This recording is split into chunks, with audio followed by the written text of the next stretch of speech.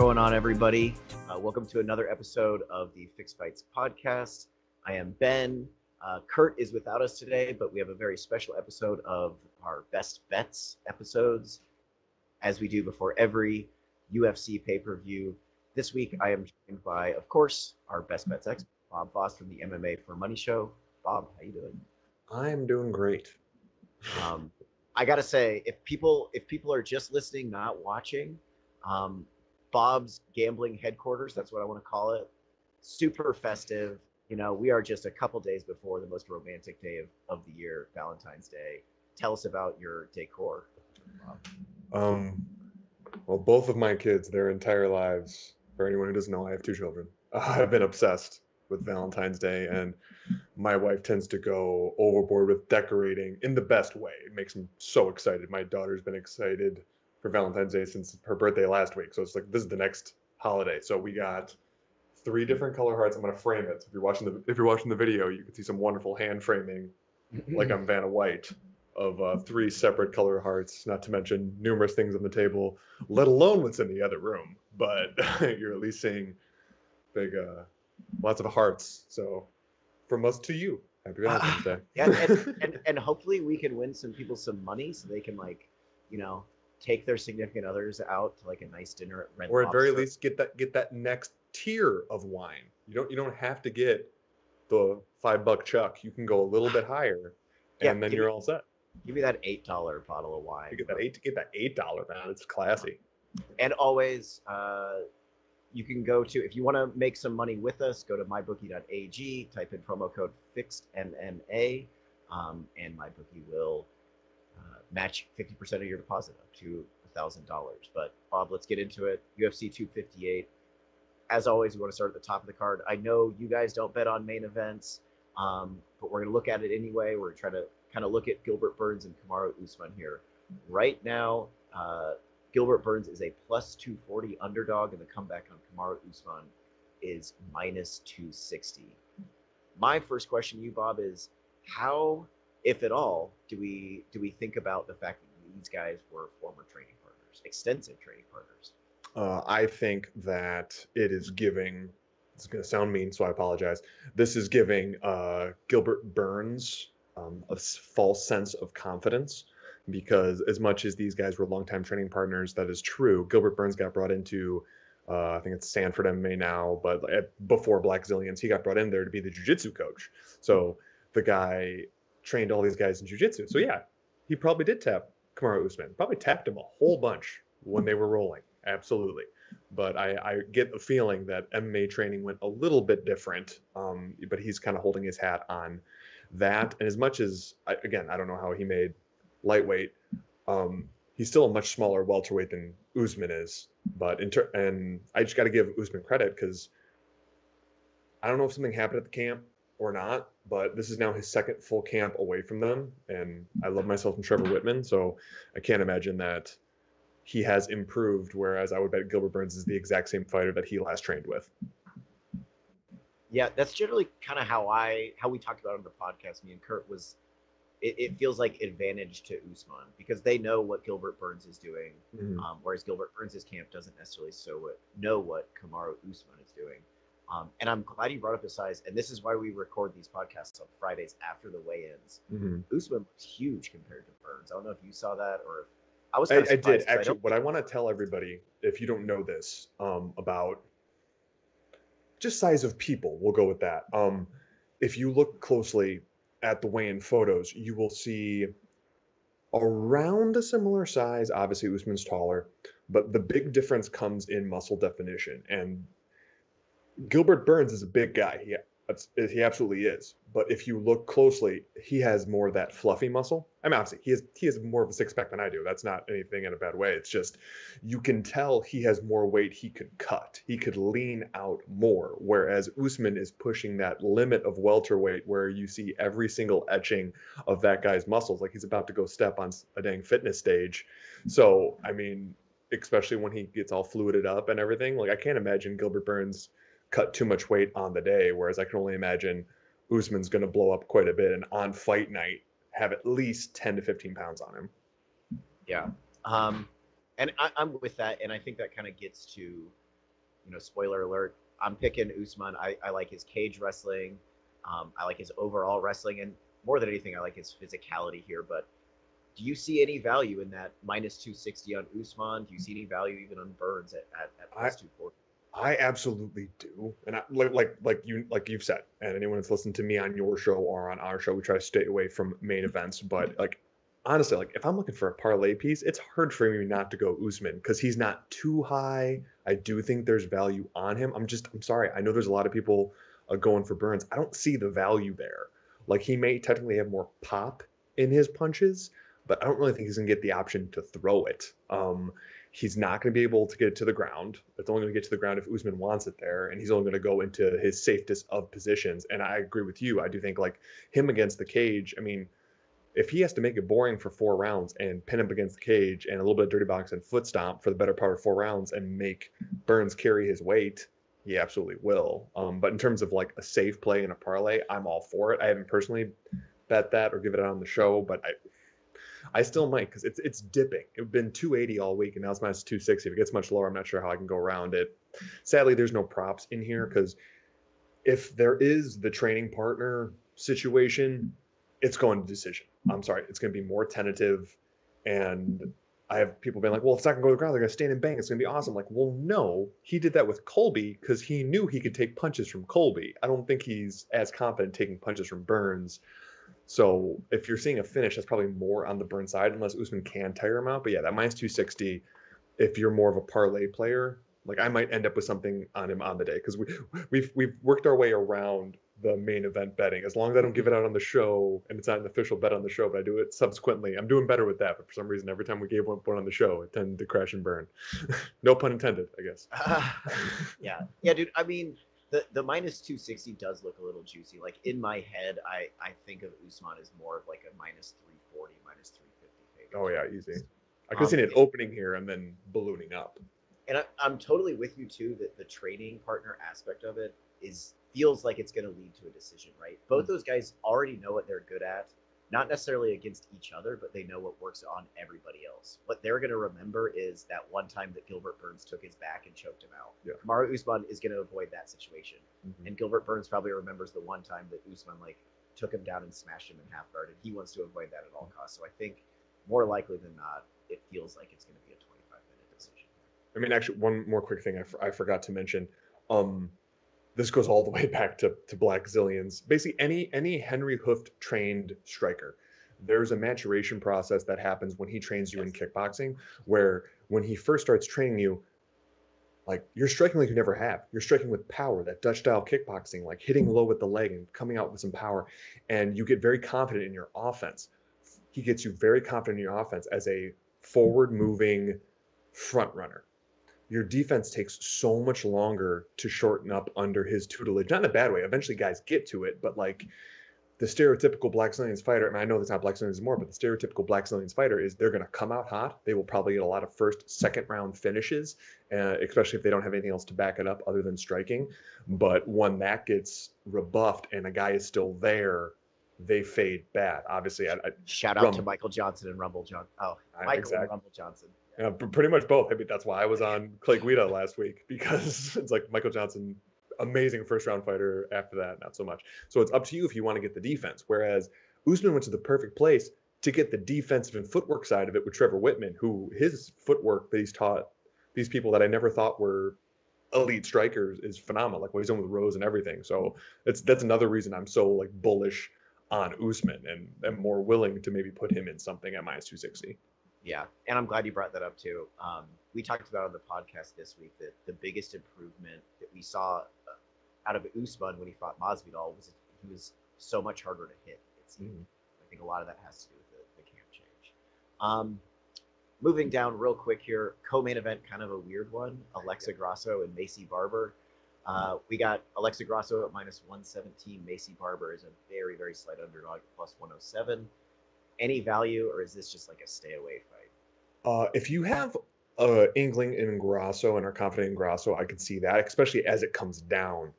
This was almost a pick for our show, but back then Grosso was minus 140, so she's been steadily coming down. Downside about obviously doing a show on Tuesday nights, odds change quite a bit, but Barber, there's a lot of like I would not bet Barber at all. She might very well win and look amazing. I would not bet her at all because I can't be confident because she was I'm going to be the youngest UFC champion.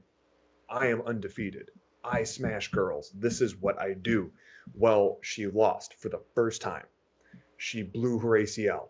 She's been off for over a year. There is a lot of doubt going on with her. I don't see a way around it, especially because she is 100% convinced the only reason she lost was a blown ACL.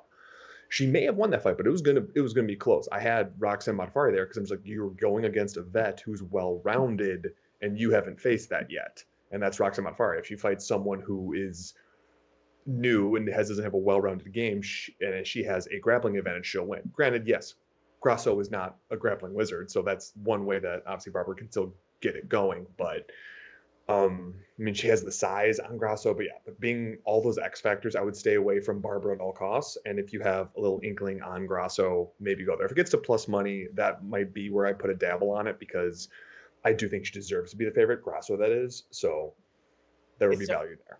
this strikes me as one of those fights where it's like I know Alexa Grasso is almost certainly the more skilled fighter, Mm-hmm. but she's still tiny for that weight class. Oh, she's so small for Macy 125. Barber is still very young, and there's even more questions about where she's at in her career. So, yeah, that feels like a kind of an iffy one to bet.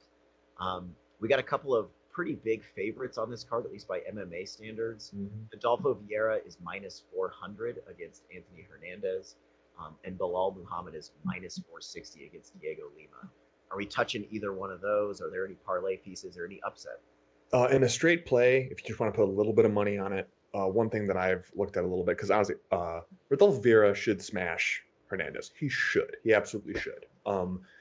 I wish his wrestling was a little bit stronger. Then I for sure would be going for him just to strict wrestling. He still might be able to get to the ground, but like when you see stuff like him in round one is like plus 105, and him inside the distance is minus 240. Him by submission is minus 165. It's like these are the things. It's like you can't play any of that. One thing that I've thought about, and this will be obviously you don't put a lot of money down on this, but Vieira by TKO is plus 935. So if he can get a dominant decision and just put enough strikes on it to call the fight, especially on Hernandez, who could possibly gas out, that might be worth something. Obviously, you don't put a unit on that or anything like that. You put a little bit of change on that, and then if it hits, you're, yay, this is awesome. Or if you win earlier in the night, yay, this is awesome. And if you lose, no biggie. Bilal Muhammad, I love him in this matchup so much. I'm so mad that it's such a steep price. I was actually trying to look for a prop for him, maybe inside the distance, because he's decision machine, and Diego Lima does not have the best chin, but like I would still want more pop in his punches. But like in terms of like between those two, I would say Bilal Muhammad is by far the safer play if you're going to put him in a parlay because he fights for your money. He is a smart fighter, which you can't say about a lot of guys, and he is consistent. He knows exactly what he needs to do, and he will execute. Whereas Vieira, if it starts getting into that later second round, he's not getting a finish. Starting into the third, it's like you never know what could happen. But in terms of parlay piece, I would rather go Muhammad than Vieira. But if Vieira wins, it's going to be utter domination. Yeah, Rodolfo Vieira is a guy I want to do really to see have tons of success just because he's a jiu-jitsu guy. But man, it's hard to like tie your wagon to a guy that A is humongous and like a little bit older, and like jiu-jitsu guys kind of have this reputation of not really living up to their potential. So and he for sure is a clean athlete. Just putting that out there. He's 100% just jiu-jitsu guys are always the cleanest. I will say it's kind of so Bilal Muhammad though is kind of skipping around. Bilal inside the distance looks like maybe plus 270, plus 240. Mm-hmm. Is that something you'd think about taking a stab at? Just because you said he has that reputation of decisions. I've been thinking on that one for when this matchup was first made. That was actually a bet I was going to make before it got pushed. But it's one of those things like when something gets kicked down the road, you start second guessing. So originally I thought so only because he could be consistent and like put the damage on over the course of time. But because he's a smart fighter, which is a good thing, he might be like, hey, I have an opportunity to finish, but there's only another minute and a half in this round. I for sure won it if I could just maintain position and that kind of thing. So like that all goes on in his head. It's the only thing keeping me from it. But in terms of a prop in that, I do like that. Like, so if you have a super high inkling on him inside the distance, or like for sure him inside if you want even more dog odds, you don't have to put as much on it. Him by TKO KO, because if he wins, that's how I believe it's going to be. That's plus 450.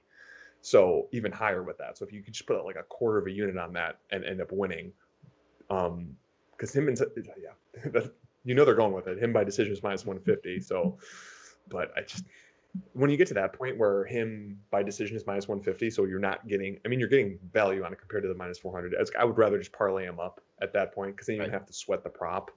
So like if you really want to, you could just put like it's the most square parlay in the world. But if you did Bilal Muhammad and Usman, it's like that is like a pretty sure bet in all seriousness. Like Yeah, as yeah. much as like that's putting two big favorites, which no one wants to hear. They want the edge, but sometimes you don't always get the edge. Well, yeah, and it's not one of those like crazy five guy, everybody's all Yeah. chalk parlay or anything. Mm-hmm. You're betting too. I'm gonna give you one fight, one straight pick that I like, and feel free to push back on me. Again, Mm-hmm. I have not listened to your show yet this week because I want to come into it No, no fresh. worries. I really like Gillian Robertson at any sort of plus money against Miranda Maverick. Maverick is a big time like prospect, but she Mm-hmm. does all of her best work generally on the ground. She's evolving as a striker, but I maybe it's just because I, as a fan, really like the way Gillian Robertson fights. Mm-hmm. But I feel like she should be favored in that matchup.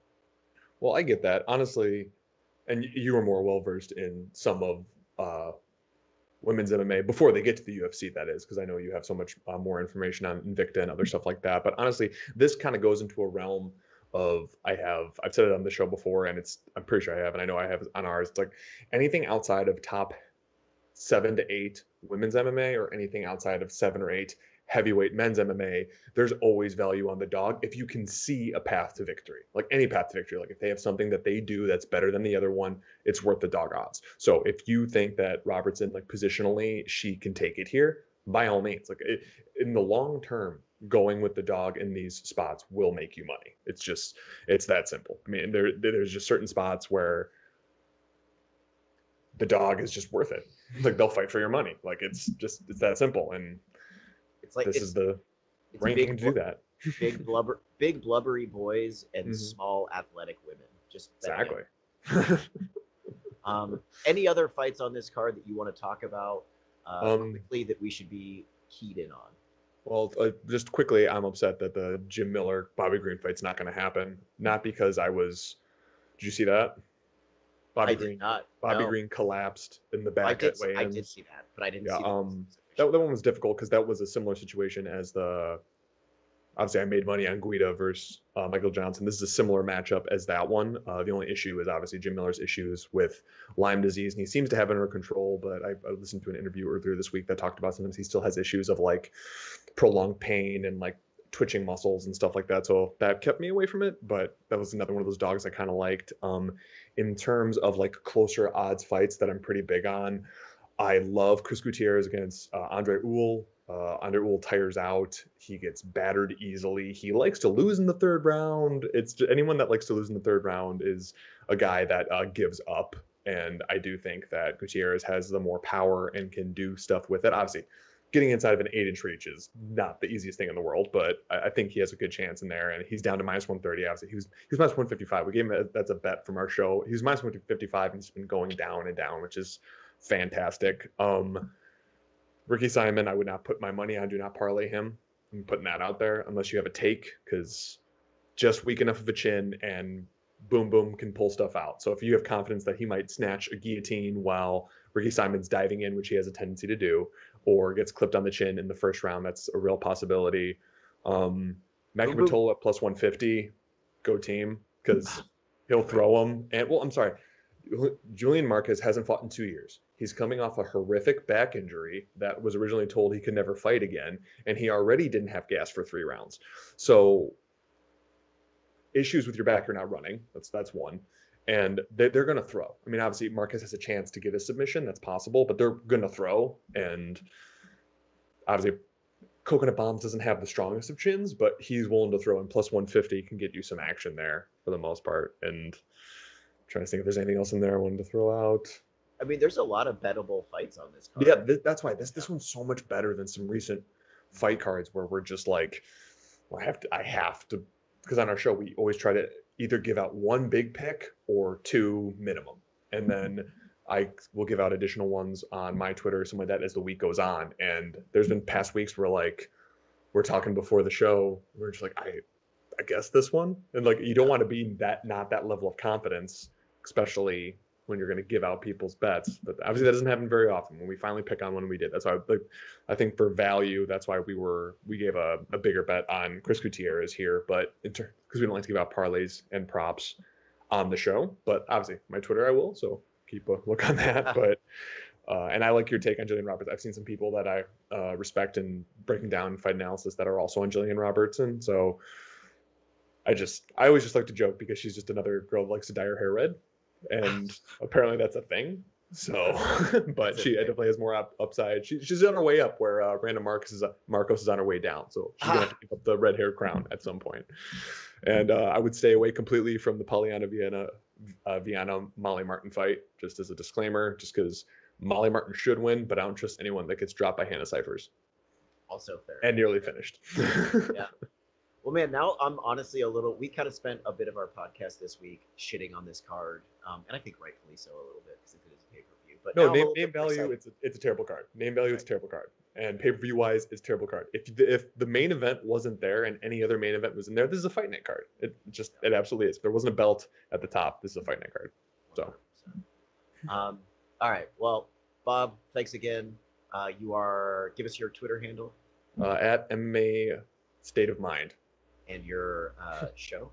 The show is the MMA for Money show. We're on YouTube, podcast, any platform you can think of. We're also on that new platform, Haps, which is an app that you can simulcast on basically any live stream media. We are live every Tuesday night at. Sorry, the time zones always mess me up. We are 8 Central, 5 Pacific, and 6 Pacific and 9 Eastern. It's fun. We got 3 guys from each time zone, so it kind of gets a little confusing. Got one guy from the East Coast, one from the West, and me in the Midwest. So the only West that matters. All right, the guys. Third shore. I don't know what you guys are talking about. The third coast there by Lake Michigan. Let's make some money this weekend and have a happy Valentine's Day. Thanks, Bob.